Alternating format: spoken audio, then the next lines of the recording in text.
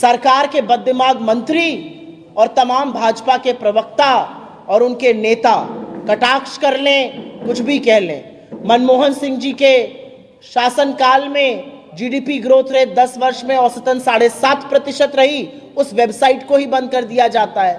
अपनी 6.5% है छुपाने के लिए, उससे फर्क नहीं पड़ता है। फर्क यह पड़ता है कि आप इस देश की जनता के लिए क्या कर रहे हैं।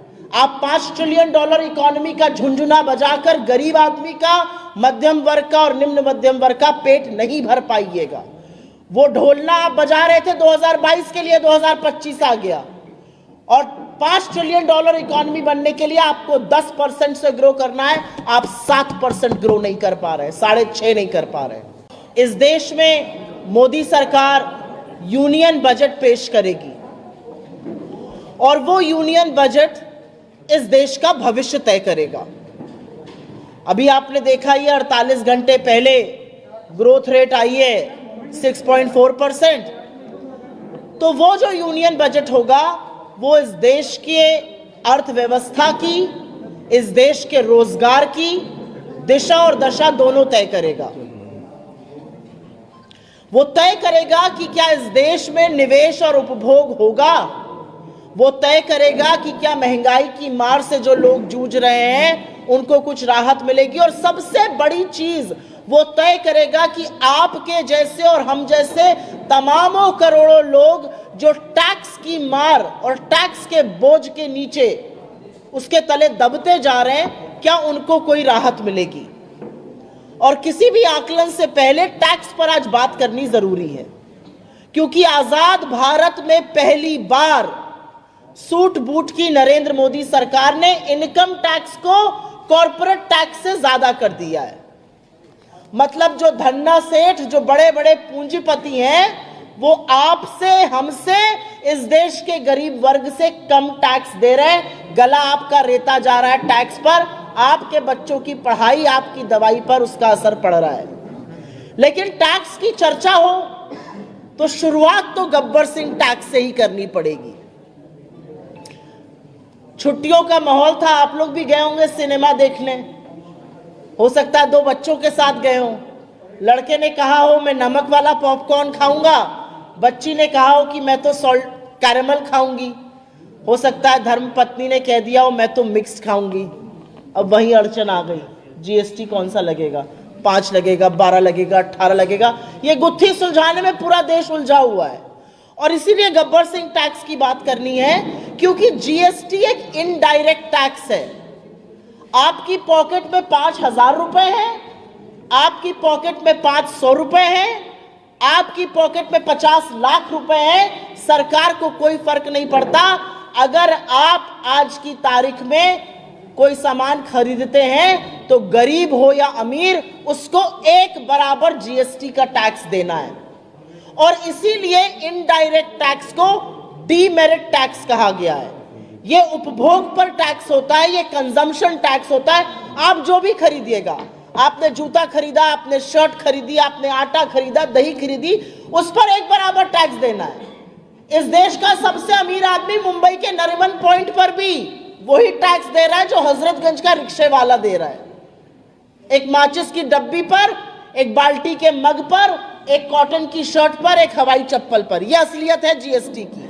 और जीएसटी को जिस तरह से बढ़ाया जा रहा है, रोजमर्रा की आवश्यक वस्तुओं पर जिस तरह से जीएसटी का प्रहार किया जा रहा है, उससे पूरी तरह से रायता फैलाकर रखा है सरकार ने पूरे देश में। आटे पर जीएसटी है, दही पर जीएसटी है, दवाई पर जीएसटी है, पढ़ाई पर जीएसटी है, अब पॉपकॉर्न पर जीएसटी है, पुरानी कार बेचने पर जीएसटी है। ऐसी कौन सी चीज है जिस पर सरकार जीएसटी जमकर नहीं वसूल रही है? शायद अभी तक सांस लेने पर टैक्स नहीं लगाया गया, बाकी हर जगह हर व्यक्ति टैक्स दे रहा है। हर महीने मोदी सरकार बढ़ चढ़कर सीना ठोककर बताती है हमने इस महीने इतना जीएसटी कलेक्ट किया। यह उपलब्धि नहीं है आपकी, यह आपकी विफलता है, क्योंकि इतना जीएसटी कलेक्ट करने का मतलब है आपने गरीब आदमी को और रेता, उसका गला और दबाया, उसका गला और घोटा और उससे पैसा और टैक्स और वसूला, क्योंकि 64% जीएसटी का कलेक्शन इस देश की निचली 50% आबादी से आ रहा है। जो निचली 50% आबादी है, आर्थिक स्तर पर अगर इस देश को दो भागों में डिवाइड कर दीजिए, जो बॉटम 50% है वो 64% जीएसटी का अदा कर रहा है। तो टैक्स की जो भरमार है, टैक्स का जो बोझ है, टैक्स का जो भार है, वो गरीब आदमी पर, मध्यम वर्ग पर, निम्न मध्यम वर्ग पर, आपके जैसे सैलरीड क्लास पर, छोटे लघु मध्यम उद्योगों पर सबसे ज्यादा है। जो शीर्ष 10% है, जो सबसे धन्ना सेठ है इस देश के 10%, वो 3% कलेक्शन दे रहे हैं। हम आप और सब लोग मिलकर 64% कलेक्शन दे रहे हैं। गरीब आदमी पर उसकी मार और भी ज्यादा है। और इसी का नतीजा है कि आज मध्यम वर्ग और गरीब व्यक्ति अपनी रोजमर्रा की जरूरत की चीजों पर कटौती कर रहा है खर्च में। और मैं कोई भी चीजें बिना आंकड़े के व्हाट्सएप का फर्रा पढ़ के नहीं बोलती हूं, वो दूसरे दफ्तर में होता है। आंकड़ों के साथ आपको बता रही हूं कि आज की तारीख में आम मध्यम वर्ग के लोग खाने पर, बच्चों की शिक्षा पर कम खर्चा कर पा रहे हैं, क्योंकि इतना जीएसटी, इतना टैक्स का बोझ है। और ये और भी भयावह हो रहा है क्योंकि बेरोजगारी है, महंगाई है, आय कम है, और उसके बाद इतना बड़ा टैक्स का बोझ। आप लोग शांति रखिए प्लीज, पीछे 2 बार मैंने दरख्वास्त करी है। आज की तारीख में मध्यम वर्ग और निम्न मध्यम वर्ग अपने बच्चों को कॉलेज से डिग्री पूरी नहीं करा पा रहा है। 50,000 लोगों ने सेंट्रल यूनिवर्सिटी से बिना डिग्री पूरी किए एडमिशन कैंसिल हुआ है। 37 लाख इस देश के बच्चे सेकेंडरी स्कूल में एडमिशन लिखा नहीं पाए हैं, क्योंकि उनके माता पिता के पास इतना पैसा नहीं है कि उनको आगे पढ़ाया जाए। बुजुर्गों से पूछिए आप, हेल्थ इंश्योरेंस कराने जाते हैं, 18% जीएसटी देना है हेल्थ इंश्योरेंस पे। लाइफ इंश्योरेंस और हेल्थ इंश्योरेंस पर आप 18% जीएसटी ले रहे हैं। अभी 2 दिन पहले मैं एफएमसीजी की रिपोर्ट देख रही थी, यही कंपनियां जो साबुन, तेल, शैम्पू वगैरह बनाती हैं। इन्होंने कहा अब बड़े पैकेट का सामान बिक ही नहीं रहा है। जैसे मूंग दाल की दाल मोठ पहले इतनी बड़ी आती थी, फिर इतनी हुई, अब इतनी बड़ी बिकने लगी है, 5-5 रुपए की। पार्ले जी पहले इतना बड़ा था, फिर इतना हुआ, अब 2-2, 3-3 बिस्कुट बिकते हैं। वही हाल एफएमसीजी का भी हो गया, छोटे छोटे पैकेट बिक रहे हैं। और यह सहूलियत नहीं है, क्योंकि लोगों के पास बड़ा पैकेट खरीदने का पैसा नहीं है, उनका सामर्थ्य नहीं है। और इसका नतीजा आपको उपभोग पर दिख रहा है, कंजम्पशन पर दिख रहा है। मैंने कहा ना, लोग रोजमर्रा की जो चीजें हैं उस पर कम खर्चा कर रहे हैं। यही नहीं, लोग अपनी बचत से पैसा निकाल के खर्चा करने को मजबूर हैं। हिंदुस्तान का सेविंग रेट 50 साल में सबसे कम लेवल पर है आज की तारीख में। करीब 9.5 लाख करोड़ रुपए सेविंग के उड़ गए पिछले 5 सालों में। लोग मजबूर हैं अपने ईपीएफ, अपने बैंक अकाउंट की सेविंग से निकालकर खर्चा करने के लिए। यही नहीं, 2024 के चुनाव में महामानव ने कहा था मंगलसूत्र छीन लेंगे। ये क्या पता था, अपनी ही बात कर रहे हैं, क्योंकि गोल्ड लोन लेने वालों की संख्या में 50% की वृद्धि पिछले 9 महीने में हुई है, और लोन लेकर ना चुकाने वालों की संख्या 30% से ज्यादा बढ़ी है। यह असलियत है आज इस देश की। असलियत यह है कि उपभोग कम हो रहा है, बेरोजगारी से लोग जूझ रहे हैं, टैक्स और महंगाई की मार है, और उसके चलते अपनी भविष्य की निधि से लोग पैसा खर्च करने को मजबूर है। अपना गहना जेवर गिरवी रखकर आज जीवन यापन किया जा रहा है। लेकिन ये जो जीएसटी की गुत्थी है, उसको सुलझाने से पहले एक यहां पर तथ्य रखना जरूरी है। आपकी जेब से कितना पैसा जा रहा है, आपके बच्चे की फीस जा पा रही है कि नहीं जा पा रही है, आप बच्चे को महंगे स्कूल से निकालकर सस्ते स्कूल में डाल रहे हैं। आप अपने माता पिता का हेल्थ बीमा करा पा रहे हैं कि नहीं करा पा रहे हैं। आप 5 किलो दाल के बजाय 2.5 किलो दाल पर आ गए। आप अरहर की दाल के बजाय मिक्स दाल खाने लगे। सरकार को इससे कोई फर्क नहीं पड़ता है, आपकी व्यथा से उनको कोई फर्क नहीं पड़ता है, लेकिन धन्ना सेठों की व्यथा से उनको बहुत फर्क पड़ता है। और इसलिए कॉर्पोरेट टैक्स काटकर इस सरकार ने एक बार में 4.5 लाख करोड़ रुपए का फायदा इस देश के पूंजीपतियों को कराया था। आप 30% इनकम टैक्स दे रहे हैं, 22% कॉर्पोरेट टैक्स है।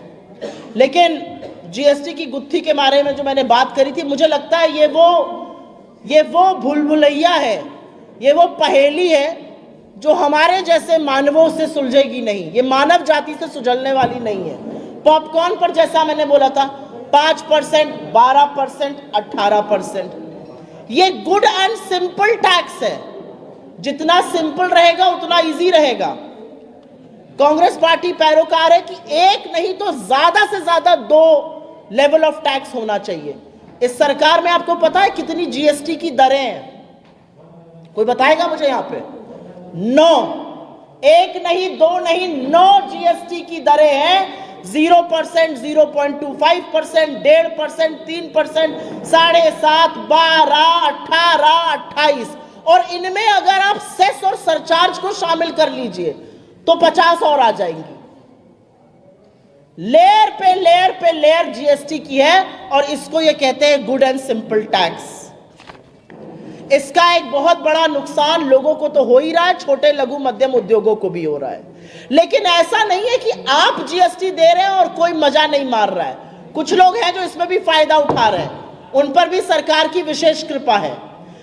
जीएसटी इंटेलिजेंस महानिदेशालय डीजीजीआई के अकॉर्डिंग 2023-24 में 2 लाख करोड़ की जीएसटी चोरी हुई। इनपुट टैक्स क्रेडिट के माध्यम से 35,000 करोड़ की चोरी हुई। 25,000 करोड़ की जीएसटी से जुड़ी चोरी, 18,000 फर्जी संस्थाओं के थ्रू हुई। आपका गला दबाकर टैक्स वसूला जाएगा। आप जब जाएंगे बिग बाजार या कोई और बाजार तो वो लिखेगा 5%, 12%, 18% जीएसटी। लेकिन लोग हैं जो मिलकर अफसरों के साथ इस पर भी लूट मचा रहे हैं। अंत में मैं सिर्फ इतना कहना चाहती हूं कि 48 घंटे पहले जो सरकार का ग्रोथ नंबर आया वो 6.4% आया है। 7-8% भूल जाइए, डबल डिजिट मोदी जी बात करते थे, भूल जाइए। 6.4% 4 साल में सबसे कम, कोरोना महामारी के बाद का सबसे कम फिगर है। ये नंबर नहीं है, ये कितनी नौकरियां बनेंगी, कितना निवेश होगा, कितना उपभोग होगा, कैसे कैसे राहत मिलेगी, ये उसका सूचक है। और राहत मिलने वाली दिख नहीं रही है। सरकार के बददिमाग मंत्री और तमाम भाजपा के प्रवक्ता और उनके नेता कटाक्ष कर लें, कुछ भी कह लें। मनमोहन सिंह जी के शासनकाल में जीडीपी ग्रोथ रेट 10 वर्ष में औसतन 7.5% रही, उस वेबसाइट को ही बंद कर दिया जाता है। अपनी 6.5% है छुपाने के लिए, उससे फर्क नहीं पड़ता है। फर्क यह पड़ता है कि आप इस देश की जनता के लिए क्या कर रहे हैं। आप $5 ट्रिलियन इकोनॉमी का झुंझुना बजाकर गरीब आदमी का, मध्यम वर्ग का और निम्न मध्यम वर्ग का पेट नहीं भर पाइएगा। वो ढोलना आप बजा रहे थे 2022 के लिए, 2025 आ गया। और $5 ट्रिलियन इकोनॉमी बनने के लिए आपको 10% से ग्रो करना है, आप 7% ग्रो नहीं कर पा रहे, 6.5 नहीं कर पा रहे। आपको इन सब चीजों से कुछ अंधभक्तों की, कुछ चलन चुंबकों की खूब तालियां मिल सकती है, लेकिन यह समाधान नहीं है। समाधान कैसे होगा? जब सरकार समस्या समझेगी, समस्या को स्वीकारेगी, जो नहीं हो रहा है। अंत में इस मंच से हमारी मांग है कि भीषण बेरोजगारी, भयावह महंगाई, कम आय से जूझ रहे इस देश को टैक्स की राहत ये बजट दे। जीएसटी की दरें कम की जाएं, जरूरी रोजमर्रा की जिंदगी के सामान से जीएसटी को हटाया जाए, आवश्यक वस्तु, एसेंशियल आइटम्स और हेल्थ बीमा जैसी चीजों को जीएसटी से मुक्त किया जाए। और अंत में मेरा एक बहुत बड़ा सुझाव है। आपने हमारी स्कीमों के नाम चुरा के अपनी स्कीम बना ली, खूब मार्केटिंग करी, अच्छी बात है, हम भी आपसे सीख रहे हैं। हमारी एक और स्कीम है, हमारा घोषणा पत्र पढ़िएगा, 2024 का न्याय पत्र। उसमें जीएसटी 2.0 का जिक्र है, जो जीएसटी के परिवेश को सरल भी करेगा और एक ताजा नए रूप से प्रस्तुत भी करेगा। उसको उठा लीजिए, अपने ही लिए, अपने ही श्रेय ले लीजिए, लेकिन इस देश के लोगों को टैक्स की कहर से कुछ राहत दीजिए। 2023-24 वित्तीय वर्ष की बात है, 2 लाख करोड़ रुपए की जीएसटी चोरी हुई है। ये इसके पहले वाले वर्ष से डबल है।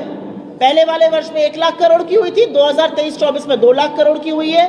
इनपुट टैक्स क्रेडिट में धोखाधड़ी आम बात है, 35,000 करोड़ की चोरी हुई है। 25,000 करोड़ रुपए की जीएसटी चोरी जो हुई है वो 18,000 फर्जी संस्थाओं का खुलासा है, उसके थ्रू हुई है।